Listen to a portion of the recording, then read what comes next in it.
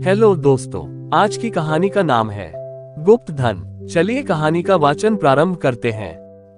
बाबू हरिदास का ईंटों का पजावा शहर से मिला हुआ था। आसपास के देहातों से सैकड़ों स्त्री पुरुष लड़के नित्य आते और पजावे से ईंट सिर पर उठाकर ऊपर कतारों से सजाते। एक आदमी पजावे के पास एक टोकरी में कौड़ियां लिए बैठा रहता था। मजदूरों को ईंटों की संख्या के हिसाब से कौड़ियां बांटता। ईंटें जितनी ही ज्यादा होती उतनी ही ज्यादा कौड़ियां मिलती। इस लोभ में बहुत से मजदूर बूते के बाहर काम करते। वृद्धों और बालकों को ईंटों के बोझ से अकड़े हुए देखना बहुत करुणाजनक दृश्य था। कभी कभी बाबू हरिदास स्वयं आकर कौड़ी वाले के पास बैठ जाते और ईंटें लादने को प्रोत्साहित करते। ये दृश्य तब और भी दारुण हो जाता था जब ईंटों की कोई असाधारण आवश्यकता पड़ती। उसमें मजूरी दूनी कर दी जाती और मजूर लोग अपनी सामर्थ्य से दूनी ईंटें लेकर चलते। एक एक पग उठाना कठिन हो जाता। उन्हें सिर से पैर तक पसीने में डूबे पजावे की राख चढ़ाए ईंटों का एक पहाड़ सिर पर रखे बोझ से दबे देखकर ऐसा जान पड़ता था मानो लोभ का भूत उन्हें जमीन पर पटककर उनके सिर पर सवार हो गया है। सबसे करुण दशा एक छोटे लड़के की थी जो सदैव अपनी अवस्था के लड़कों से दुगनी ईंटें उठाता और सारे दिन अविश्रांत परिश्रम और धैर्य के साथ अपने काम में लगा रहता।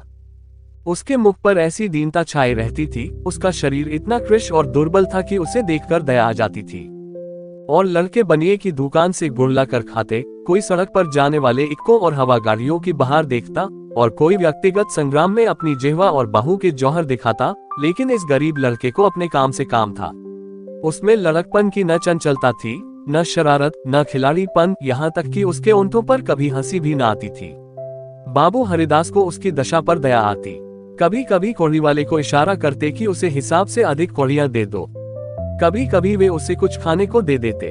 एक दिन उन्होंने उस लड़के को बुलाकर अपने पास बैठाया और उसके समाचार पूछने लगे। ज्ञात हुआ कि उसका घर पास ही के गांव में है। घर में एक वृद्धा माता के सिवा कोई नहीं है और वह वृद्धा भी किसी पुराने रोग से ग्रस्त रहती है। घर का सारा भार इसी लड़के के सिर था। कोई उसे रोटियां बनाकर देने वाला भी न था। शाम को जाता तो अपने हाथों से रोटियां बनाता और अपनी माँ को खिलाता था।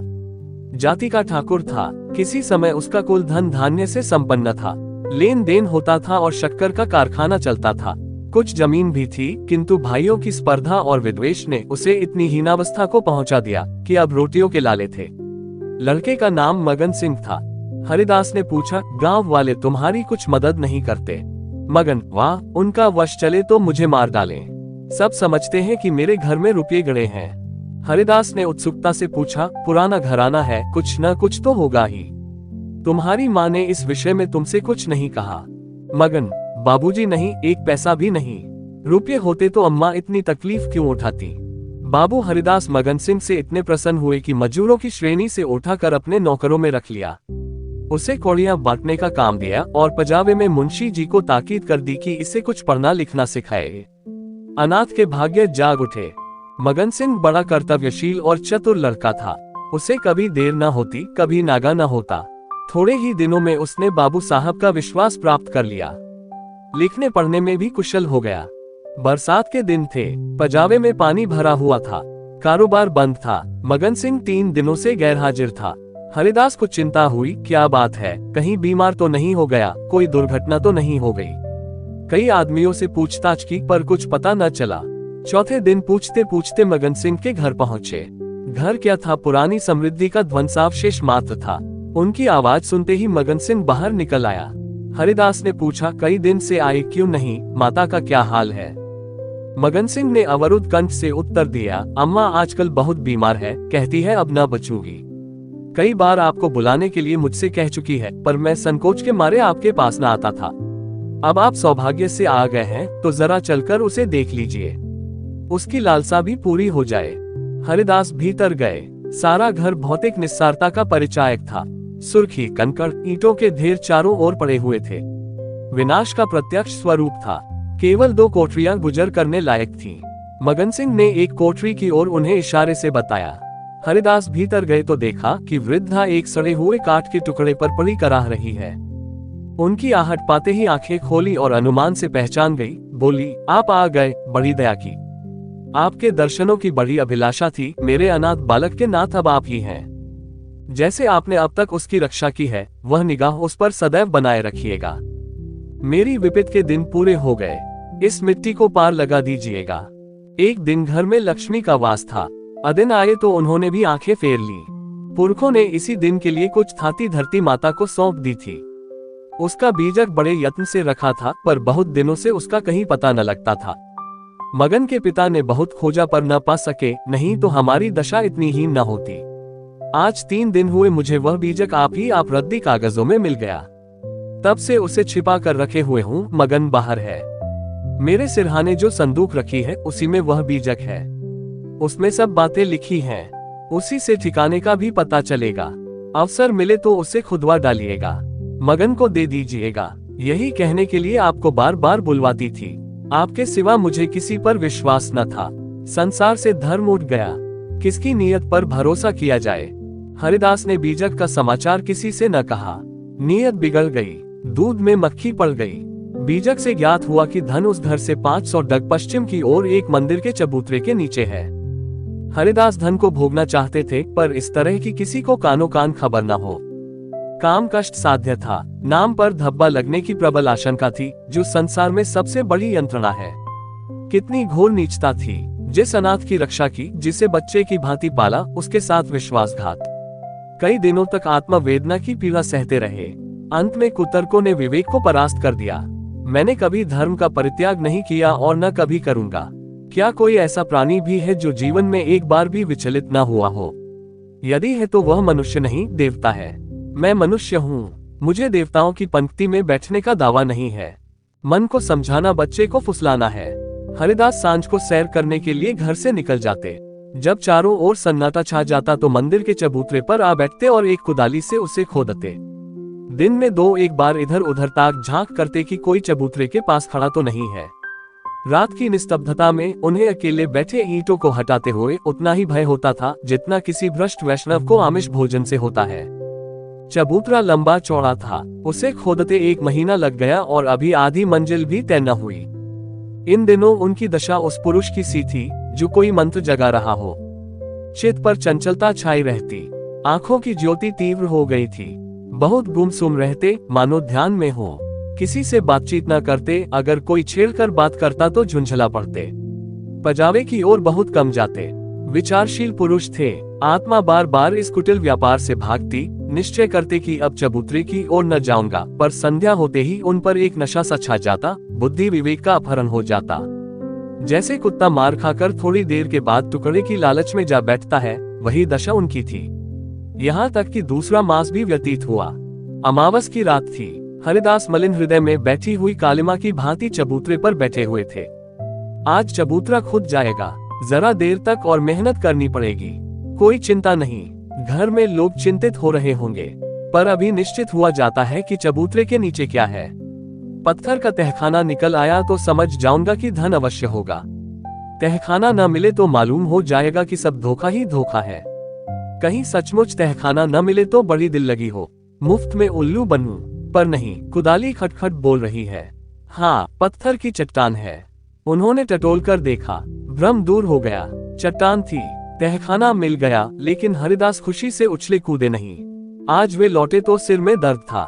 समझे थकान है, लेकिन ये थकान नींद से न गई। रात को ही उन्हें जोर से बुखार हो गया। 3 दिन तक ज्वर में पड़े रहे। किसी दवा से फायदा न हुआ। इस रुग्णावस्था में हरिदास को बार बार भ्रम होता था, कहीं यह मेरी तृष्णा का दंड तो नहीं है।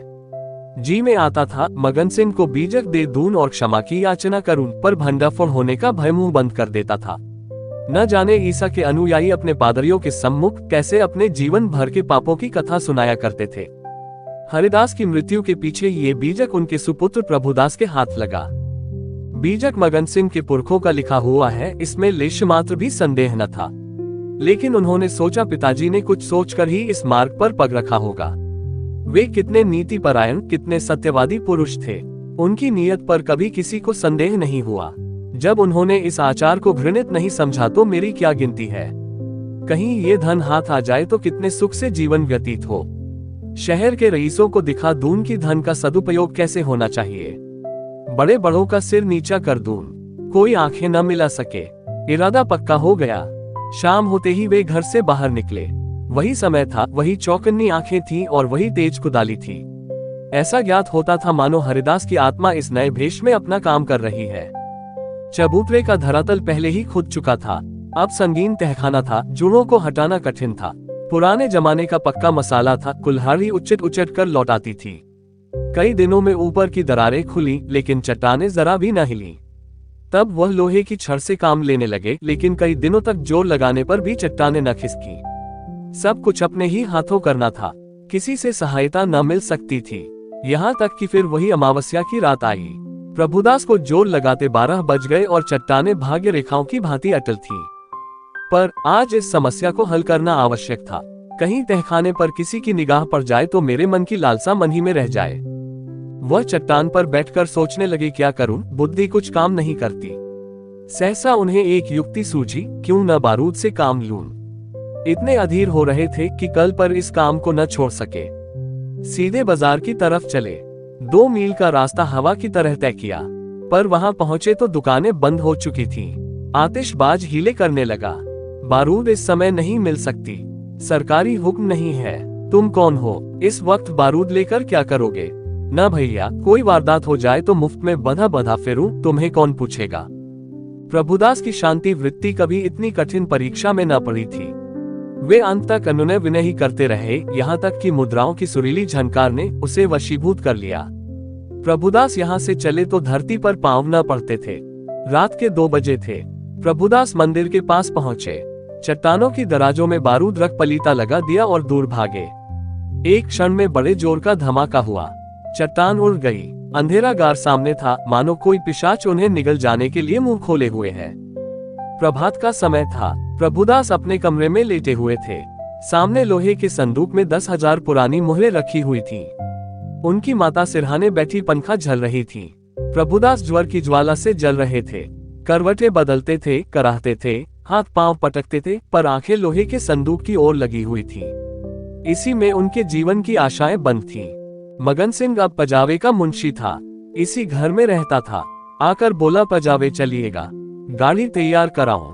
प्रभुदास ने उसके मुख की ओर क्षमा याचना की दृष्टि से देखा और बोले, नहीं, मैं आज न चलूंगा, तबीयत अच्छी नहीं है, तुम भी मत जाओ। मगन सिंह उनकी दशा देखकर डॉक्टर को बुलाने चला। 10 बजते बजते प्रभुदास का मुख पीला पड़ गया, आंखें लाल हो गईं। माता ने उसकी ओर देखा तो शोक से विह्वल हो गई।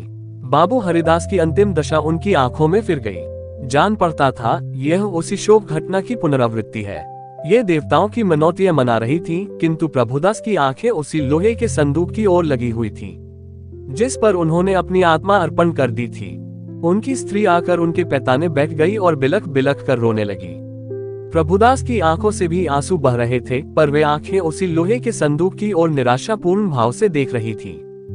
डॉक्टर ने आकर देखा, दवा दी और चला गया, पर दवा का असर उल्टा हुआ। प्रभुदास के हाथ पांव सर्द हो गए, मुख निस्तेज हो गया, हृदय की गति मंद पड़ गई, पर आंखें संदूक की ओर से न हटी। मोहल्ले के लोग जमा हो गए। पिता और पुत्र के स्वभाव और चरित्र पर टिप्पणियां होने लगी। दोनों शील और विनय के पुतले थे, किसी को भूल कर भी कड़ी बात न कही। प्रभुदास का संपूर्ण शरीर ठंडा हो गया था, प्राण था तो केवल आंखों में। वे अब भी उसी लोहे के संदूक की ओर सतृष्ण भाव से देख रही थी। घर में कोहराम मचा हुआ था। दोनों महिलाएं पछाड़े खा खा कर गिरती थीं। मोहल्ले की स्त्रियां उन्हें समझाती थीं।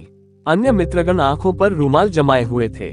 जवानी की मौत संसार का सबसे करुण, सबसे अस्वाभाविक और भयंकर दृश्य है। ये वज्राघात है, विधाता की निर्दय लीला है। प्रभुदास का सारा शरीर प्राणहीन हो गया था, पर आंखें जीवित थीं। वे अब भी उसी संदूक की ओर लगी हुई थीं। जीवन ने तृष्णा का रूप धारण कर लिया था। सांस निकलती है, पर आस नहीं निकलती। इतने में मगन सिंह आकर खड़ा हो गया। प्रभुदास की निगाह उस पर पड़ी। ऐसा जान पड़ा मानो उनके शरीर में फिर रक्त का संचार हुआ। अंगों में स्फूर्ति के चिन्ह दिखाई दिए।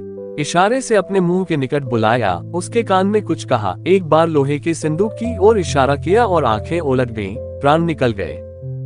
आज की कहानी समाप्त हुई। आशा करता हूँ कि वीडियो आपको पसंद आई होगी। ऐसी ही स्टोरी सुनने के लिए हमारी वीडियो को लाइक, शेयर और चैनल को सब्सक्राइब जरूर करें। धन्यवाद। जय हिंद।